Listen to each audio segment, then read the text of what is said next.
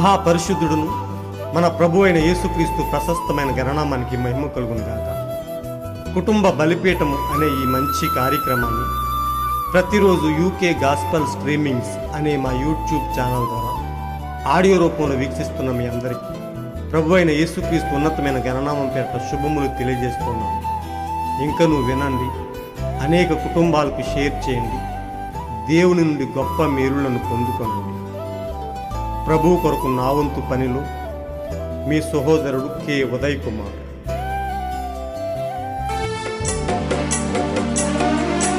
అంత్యకాలములో అపాయకరమైన కాలాలు వచ్చునని ఆత్మ చెప్పి ఉండెను.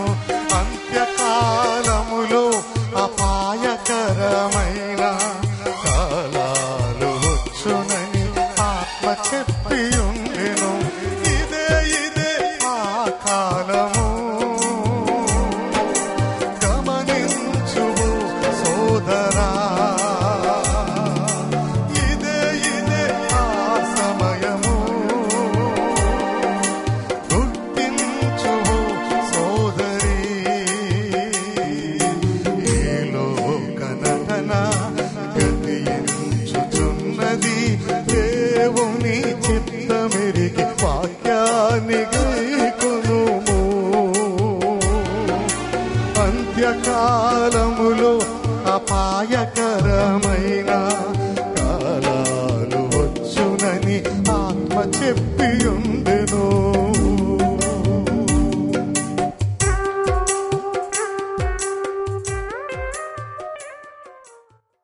ఒక కుటుంబ బలిపీఠం వాల్యూమ్ 1 నుండి 115వ రోజు, ఏప్రిల్ 25వ తేదీ.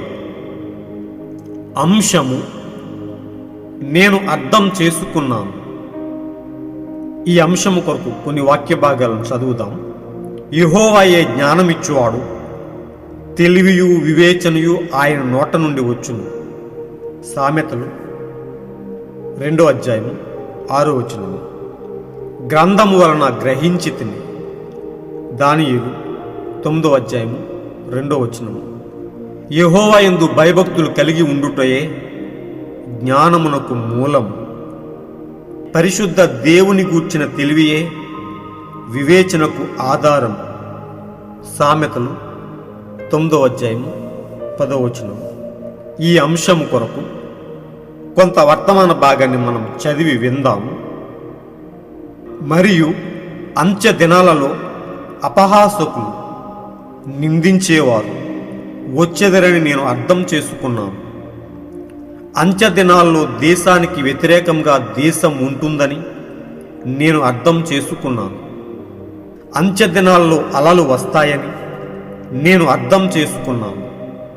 అంత్య దినాల్లో ఆకాశంలో ఎగిరే పళ్ళాల వంటి భయానక దృశ్యాలు, రహస్యమైన దృశ్యాలు ఉంటాయని మరియు భయం వల్ల మనుషులు గుండెలు ఆగిపోతాయని నేను అర్థం చేసుకున్నాను.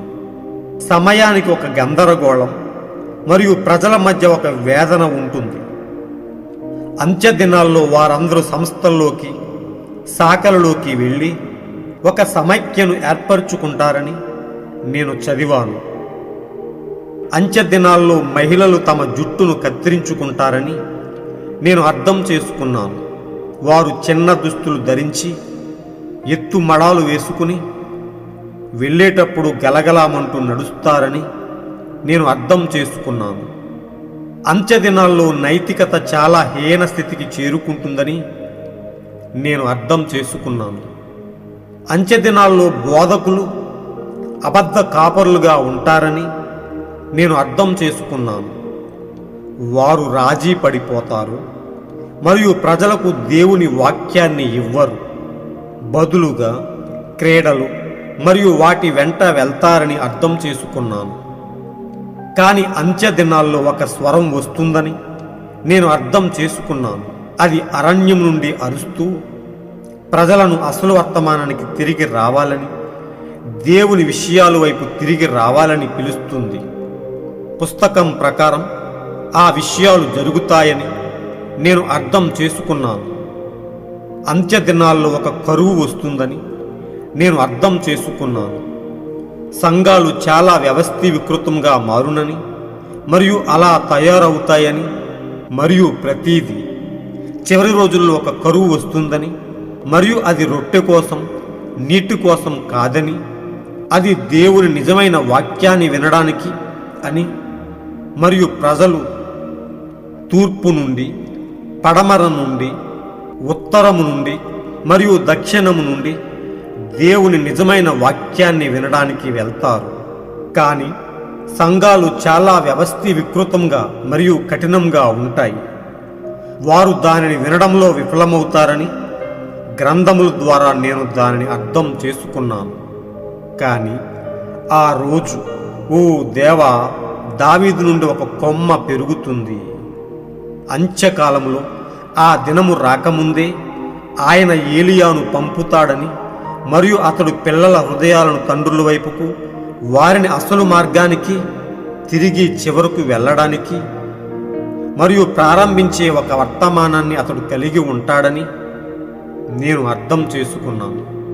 ఆత్మ అన్యుల సంఘమును వదిలి యూదుల యొద్దకు తిరిగి రాకముందే ఇది జరుగుతుంది అని నేను అర్థం చేసుకున్నాను. మరియు నేను కేవలం అక్షరం ద్వారా మాత్రమే అర్థం చేసుకోలేదు. నేను వాక్యము ద్వారా, రాయబడిన వాక్యము ద్వారా ఇశ్రాయేలు తన స్వదేశానికి తిరిగి వస్తుందని అర్థం చేసుకున్నాను. మరియు ఆమె లోపలికి వెళ్తున్నట్లు నేను చూశాను. ఇశ్రాయేలు ఒక దేశంగా మారుతుందని, వారు దేవాలయపు ఆరాధనను తిరిగి ప్రారంభిస్తారని, ఆమె తన స్వదేశానికి వచ్చినప్పుడు దేవుడు మళ్ళీ ఆమెతో వ్యవహరించడం మొదలు పెడతాడని ప్రవక్తల వాక్యాల ద్వారా నేను అర్థం చేసుకున్నాను. హో, అంత్య దినాల్లో 2 ప్రవక్తలు వారితో లేచుదురని నేను దాన్ని అర్థం చేసుకున్నాను. అన్యుల సంఘము పైకి వెళ్ళినప్పుడు 2 ప్రవక్తలు వస్తారు. ఏలియా మరియు మోషే ఇశ్రాయేలు కొరకు మనం వెళ్ళేటప్పుడు దానిని తెలుసుకుంటాము. దానియేలుకు గాబ్రియేలు ఉపదేశములు అనే గొప్ప వర్తమాన భాగం నుంచి సేకరింపబడిన ఉన్నతమైన అంశం. మన ప్రియ రక్షకుడును మహా గొప్ప దేవుడును అద్వితీయ సత్యదేవుడైన యేసయ్య ఉన్నతమైన గణనామానికి మహిమ కలుగునుగాక. ప్రియ సోదరి సోదరులారా, ప్రియ దేవుని బిడ్డలారా, దేవుని ఉన్నతమైన నామాన్ని ఎల్లప్పుడూ మనం గణపరచవలసిన వారిమై ఉన్నాము.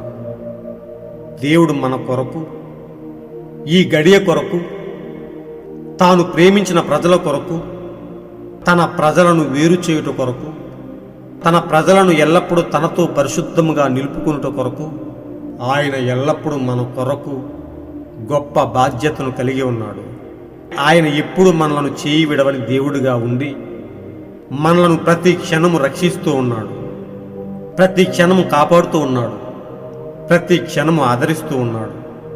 ఈ లోక మాలిన్యం అంటుకొనకుండా మనలను ఎల్లప్పుడూ ఆయన కాస్తూ కాపాడుతూ, ఆయనతో ముందుకు నడిపిస్తూ, మనలో గొప్ప విశ్వాసాన్ని నింపుతూ, ఆయనను గురించి మరి ఎక్కువగా తెలుసుకునేలాగున ఆయన మన కొరకు ఎన్నో ఉన్నతమైన అంశాలను, ఆయన గొప్ప వాక్యాన్ని మనకు బోధిస్తూ, ఆయన మనల్ని ఎల్లప్పుడూ సిద్ధం చేస్తూ ఉన్నాడు.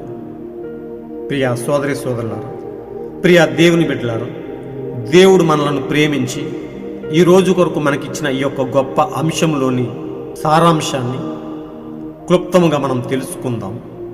నిజంగా ప్రియ సోదరులారా, నేటి ప్రపంచ వైఖరి, నేడు లోకం యొక్క తీరు ఎలా ఉందో మనం వాక్యముతో పోల్చి చూసినప్పుడు, వాక్యంతో బేరీజు వేసుకుని చూసినప్పుడు నిశ్చయంగా దాన్ని మనం అర్థం చేసుకుంటున్నాం.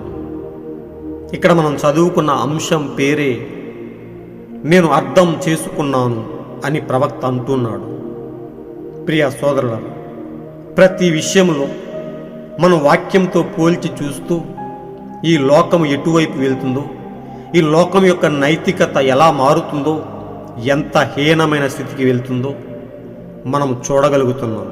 దేవుడు మనకు గొప్ప బయలుపాటునిచ్చి తన కృపచేత మనం ప్రతి విషయాన్ని గమనించటానికి ఆయన మనకు గొప్ప జ్ఞానాన్ని అనుగ్రహించి తన గొప్ప వాక్యాన్ని మనలో పెట్టి మనం నశించిపోయే వారముగా కాక మరణము నుండి జీవములోనికి ప్రవేశించే వారముగా మనలను ఎల్లప్పుడూ నిలుపుతూ ఉన్నాడు. అలాంటి గొప్ప దేవునికి మన జీవితంలో మనం ఏమి ఇవ్వగలం ప్రియ సోదరులారా? ఆయన మన నుండి కోరేది మన హృదయములో ఆయనకు సుస్థిరమైన స్థానం, మన మానవ హృదయంలో ప్రేమతో ఆయన నింపబడాలని, ఆయన నివసించాలని కోరుకుంటూ ఉన్నాడు. అలాంటి గొప్ప దేవునికి మన హృదయంలో స్థానాన్ని ఇద్దాం. మనం ఆయన కొరకు యథార్థంగా ఉందాం, యథార్థంగా సిద్ధపడదాం. ఈ లోకానికి మరికొద్ది రోజుల్లో భయంకరమైన వేదన, భయము అలుముకోబోతుంది. బయలుపాటు లేని ఈ యొక్క లవోదికేయ సంఘకాలం ప్రతి క్షణము గుండెలు అరచేతుల్లో పెట్టుకుని బ్రతకాల్సిన రోజు వస్తుంది. ఈ లోకము కొరకు ఏర్పాటు చేయబడిన ఆ భయంకరమైన మహాదినము ప్రతి మనిషి మీదకి రాబోతూ ఉన్నది. అలాంటి ఉగ్రత నుండి దేవుడు మనలను తప్పించడానికి తన మహాకృపచేత ఈ గడియ కొరకు గొప్ప వర్తమానాన్ని ఇచ్చాడు. ఆ వాక్యము తప్ప రాబోయే ఆ ఉగ్రత నుండి, రాబోయే ఆ భయంకరమైన శ్రమదినము నుండి ఎవ్వరూ తప్పించలేరని వాక్యం చెప్తూ ఉన్నది. ప్రియా సోదరి సోదరులారా, ప్రియా దేవుని బిడ్డలారా, మనం ఎంతో ధన్యులమై ఉన్నాం. ఎందుకో తెలుసా? ఈ గడియ కొరకు పంపబడిన గొప్ప వర్తమానాన్ని దేవుడు మన హృదయాల్లో పెట్టాడు.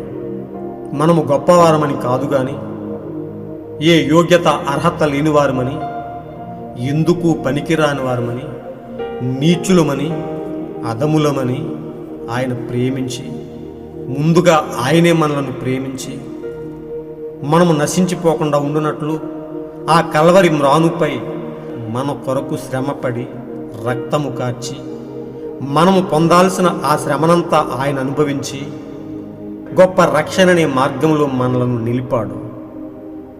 అలాంటి గొప్ప దేవునికి మన రెండు చేతులు పైకెత్తి ఆయన ఉన్నతమైన నామాన్ని మహిమపరుద్దాం. ప్రియ సోదరులారా, ఇక్కడ మనం చదువుకున్న ఈ అంశాన్ని మనము క్లుప్తంగా తెలుసుకుందాం.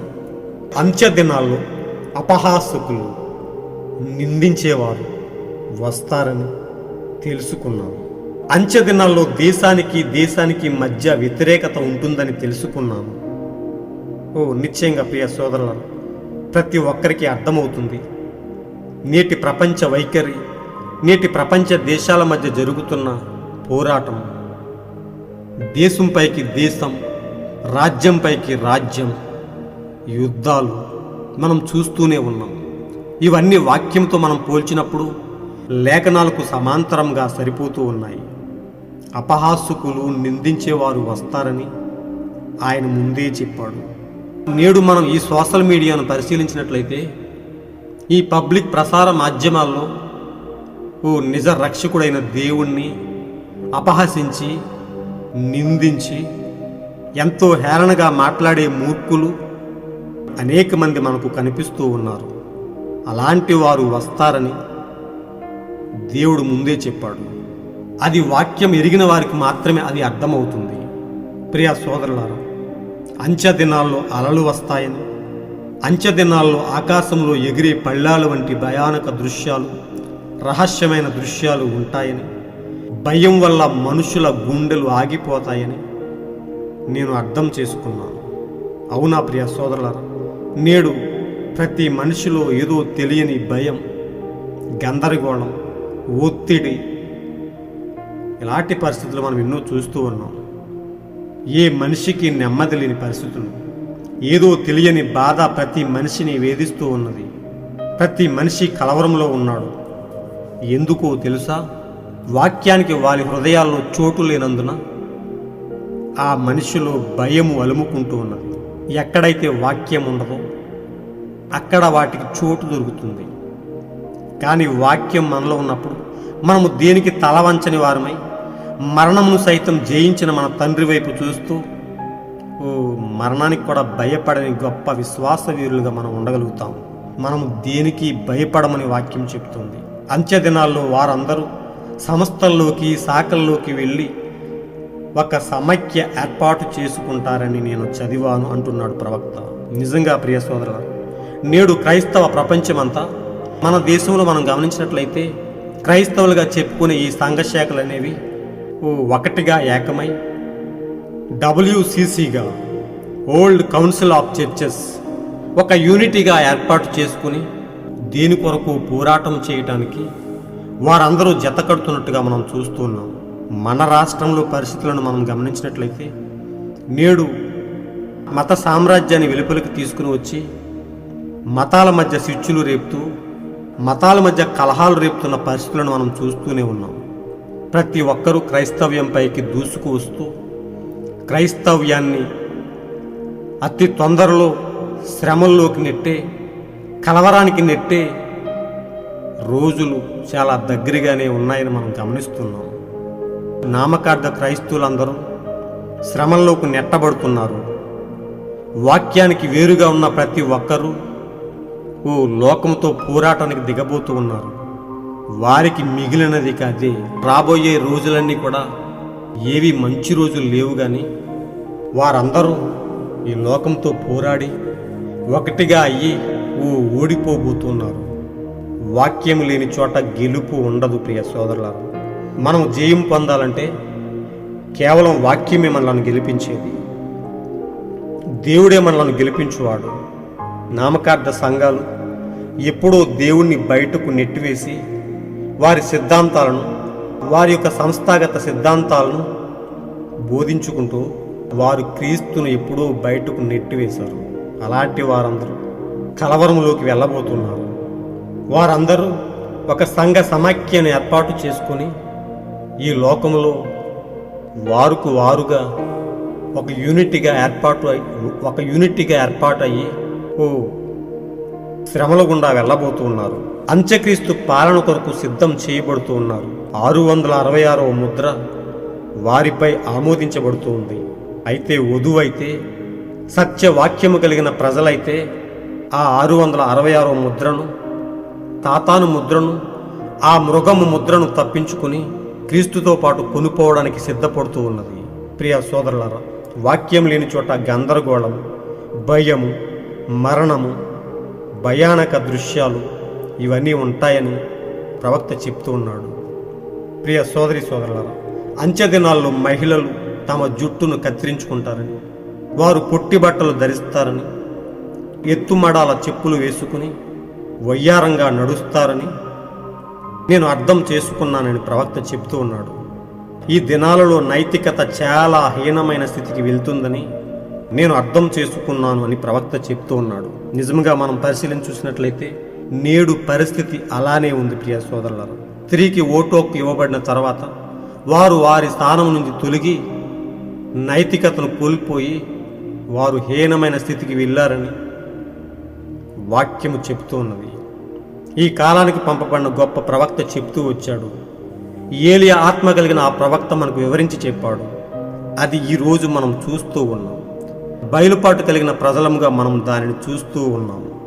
అంత్య దినాల్లో బోధకులు అబద్ధ కాపరులుగా ఉంటారని నేను అర్థం చేసుకున్నాను. నిశ్చయంగా ప్రియ సోదరులు, ఈరోజు అనేక మంది కాపరులు అదే స్థితిలో ఉన్నారని మనం తెలుసుకున్నాం.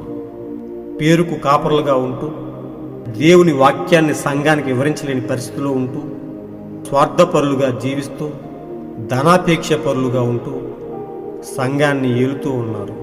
వారు సంఘానికి వాక్యానికి బదులుగా ఈ లోక కార్యాలను పరిచయం చేస్తూ ఈ లోకముతో చేయి కలిపి వారు సంఘాలను పాడు చేస్తూ ఉన్నారని వాక్యం చెప్తూ ఉన్నది. నిజంగా ఈ కాలంలో ప్రవక్త అంటున్నాడు, అంత్య దినాల్లో ఒక స్వరం వస్తుందని నేను అర్థం చేసుకున్నాను.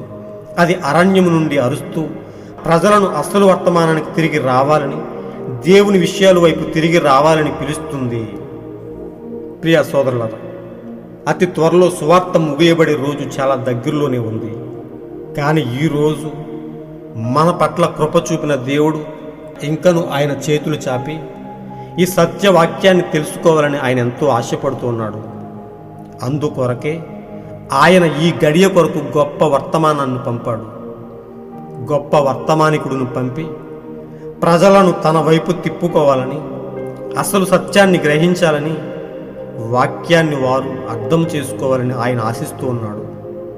నిజంగా ప్రియ సోదరులారా, ఈ దినాల్లో ఒక కరువు వస్తుందని, ఆ కరువు ఆహార పదార్థాలు కాదని, వాక్య నిమిత్తమై గొప్ప కరువు రాబోతుందని, ప్రజలు తూర్పు నుండి, పడమర నుండి, దక్షిణం నుండి, నలుమూలల నుండి వస్తారని వాక్యము కొరకు. అయితే సంఘాలు చాలా కఠినంగా ఉండి, ప్రజలు వాక్యం వినడానికి అడ్డుబండలుగా ఉండి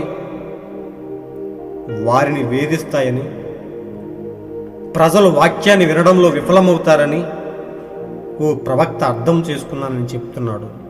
గ్రంథముల ద్వారా తెలుసుకున్నానని ప్రవక్త చెప్తున్నాడు. నిశ్చయంగా ఈరోజు అలానే ఉంది ప్రియ సోదరులారా.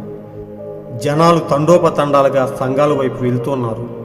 కానీ సరైన వాక్యం వారికి అందక నశించిపోయే ప్రజలుగా మిగిలిపోతూ ఉన్నారు. కాపరులుగా నటిస్తున్న ఈ బోధకులు ఏ మాత్రం పట్టని వారిగా ఉండి అనేక మందిని నరకం వైపు నడుపుతున్నట్లుగా మనం చూస్తూ ఉన్నాము. సత్యవాక్యాన్ని వారికి బోధించకుండా కల్పనా కథలు చెప్తూ దేవుని వాక్యానికి దూరంగా నిలుపుతూ ఉన్నారు. ఇలాంటి వారికే కదా ఆ భయంకరమైన శ్రమ. అయ్యో, ఇలాంటి వారికే కదా ఆ శ్రమ. స్వార్థప్రియులు మనుషులు, సజ్జన ద్వేషులు, సుఖభోగులుగా ఉన్న సచ్చిన శవములుగా ఈ బోధకులు ఉండి సంఘాలను శక్తిహీనంగా ఏలుతూ ఉన్నారు. ప్రియ సోదరులారా, అలాంటి వారి కొరకు దేవుడు హెచ్చరిస్తూ ఉన్నాడు. వారిని తెలుసుకోమని, ఎక్కడైనా బుద్ధి తెచ్చుకోమని కోరుతూ ఉన్నాడు.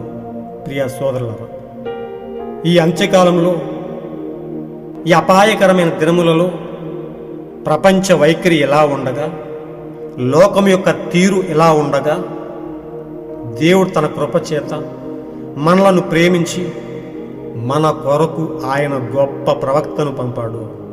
ఎల్లప్పుడూ ఒకే రీతిగా ఉన్న దేవుడు, ఏలియా ఆత్మను పంపుతానని వాగ్దానం చేసిన దేవుడు ఆ ఏలియా ఆత్మను ఈరోజు మన మధ్యకు పంపి, ఈ కడవరి కాలంలో గొప్ప ఏలియా ఆత్మ కలిగిన మనిషిని తన వాక్కునిచ్చి మన కొరకు పంపి, మనము ఈ లోక మాలిన్యం నుండి వేరొగులాగున మనకు ఆ గొప్ప వాక్యాన్ని బోధించాడు. ప్రియ సోదరులారా, అలాంటి గొప్ప వాక్యాన్ని వినడానికి ఈరోజు నీవు నేను ఎంతో కృప పొందిన వారముగా ఉన్నాం.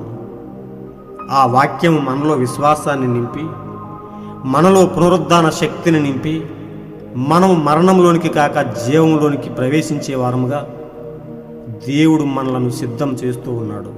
ప్రియ సోదరి సోదరులారా, దేవుడు అన్యులమైన మన కొరకు ఈ కడవరి కాలానికి, ఈ లవోదికే సంఘకాలానికి 7వ ప్రవక్తగా అనగా విలియం మ్యారియన్ బ్రన్హామును పంపి తన సత్యవాక్యాన్ని మన కొరకు ఇచ్చాడు. మనము సిద్ధపడి మనం ఎత్తబాటులోకి వెళ్ళి మనలను ఆ మధ్యాకాశంలో ఉంచబోతూ ఉన్నాడు. మనం ఎప్పుడైతే ఆ మధ్యాకాశంలోనికి ఎత్తబడతామో వెంటనే మళ్ళీ యూదుల కొరకు మళ్ళీ అదే ఏలియాత్మ కలిగిన 2 మనుషులు వస్తారని, వారు మోషే ఏలియాగా ఉంటారని ఈ గొప్ప వాక్యం ద్వారా మనం అర్థం చేసుకోగలుగుతున్నాం. మన ప్రవక్త అర్థం చేసుకున్నాడు. ఆయన తెచ్చిన వాక్యం ద్వారా మనము కూడా అర్థం చేసుకోగలుగుతున్నాం. తిరిగి మళ్ళీ అదే గొప్ప సువార్త ఇశ్రాయేలీయుల కొరకు వెళ్ళబోతున్నది. దేవుడు వారితో వ్యవహరించబోతూ ఉన్నాడు. నిజంగా ప్రియ సోదరులారా, ఈ అంశంలో పొందుపరిచిన యొక్క గొప్ప విషయాలను మనం తెలుసుకుని మనం ఇంకనూ జాగ్రత్తగా దేవుని కొరకు యథార్థంగా బతకడానికి దేవుడు చూపిన గొప్ప కృప కొరకు మనం ఎంతో కృతజ్ఞులమై ఉన్నాం. ఈ అంత్య దినాల్లో దేవుడు గొప్ప బయలుపాటునిచ్చి మనల్ని నడిపిస్తున్నాడు. రాబోయే ఉగ్రత నుండి తప్పించుకోవడానికి దేవుడు మన పట్ల కృప చూపాడు. ఆయన మన పట్ల చూపిన కృపను ఎల్లప్పుడూ తలపోసుకుంటూ, ఆయన మన కొరకు పంపిన గొప్ప వాక్యాన్ని ఎల్లప్పుడూ వెంబడిస్తూ ఆయనలోనే యథార్థంగా జీవిందాం. మనం ప్రతి విషయాన్ని వాక్య జ్ఞానం చేత అర్థం చేసుకుంటూ ఆయన యందు భయభక్తులు కలిగి జీవించే వారముగా ఉండి ఆయనలో భాగమవుదాం. జ్ఞానమిచ్చువాడు ఆయనే, తప్పించుకున్న చేయువాడు, ప్రతి పరిస్థితి నుంచి తప్పించువాడు ఆయనే. అలాంటి గొప్ప వాక్యాన్ని మనలో నింపుకొని ఎత్తబాటు వరకు స్థిరంగా ఉందాం. అలాంటి గొప్ప కృపను దేవుడు ఎల్లప్పుడూ మనతో ఉంచునుగాక. God bless you all. ఈరోజు మీరు చదవాల్సిన అనుదిన వాక్యపట్నము 2వ సమూయేలు 21-22 అధ్యాయములు. మీరు విన్న ఈ అంశాన్ని అనేక మందికి షేర్ చేయండి. దేవుని సత్యాన్ని అనేక మందికి పంచి అనేక మందిని రక్షణ మార్గంలోనికి నడిపించండి. దేవుడు మిమ్మల్ని బహుగా దీవించునుగాక. God bless you all.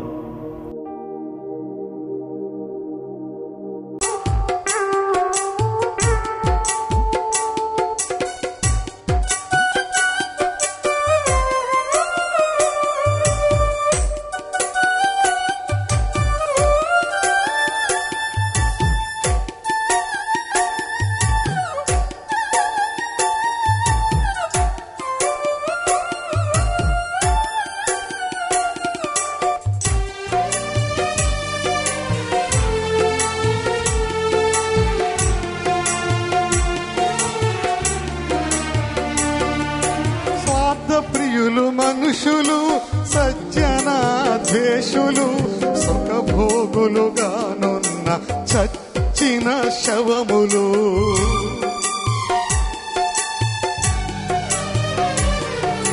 స్వార్థ ప్రియులు మనుషులు, సజ్జన ద్వేషులు, సుఖభోగులుగానున్న చచ్చిన శవములు. సంఘాలను వీరు ఏలుచున్నారు, సంఘాలను వీరు ఏలుచున్నారు. యేసు ప్రభుని బయట నిలువబెట్టినారు, యేసు ప్రభుని బయట నిలువబెట్టినారు. అయ్యో శ్రమ ఎట్టి వారికే కదా, అయ్యో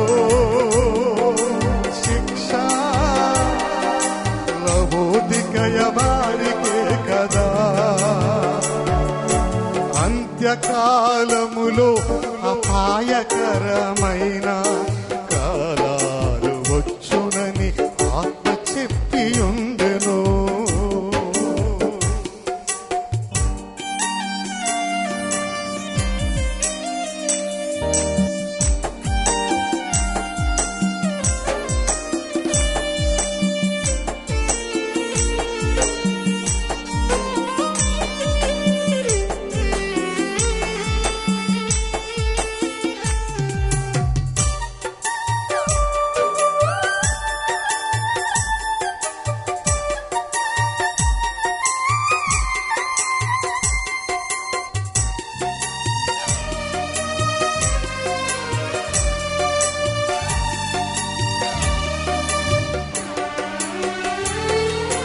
గర్వాంధులు మనుషులు, అనురాగరహితులు, ధనాపేక్షులయ్యున్న అజితేంద్రియులు.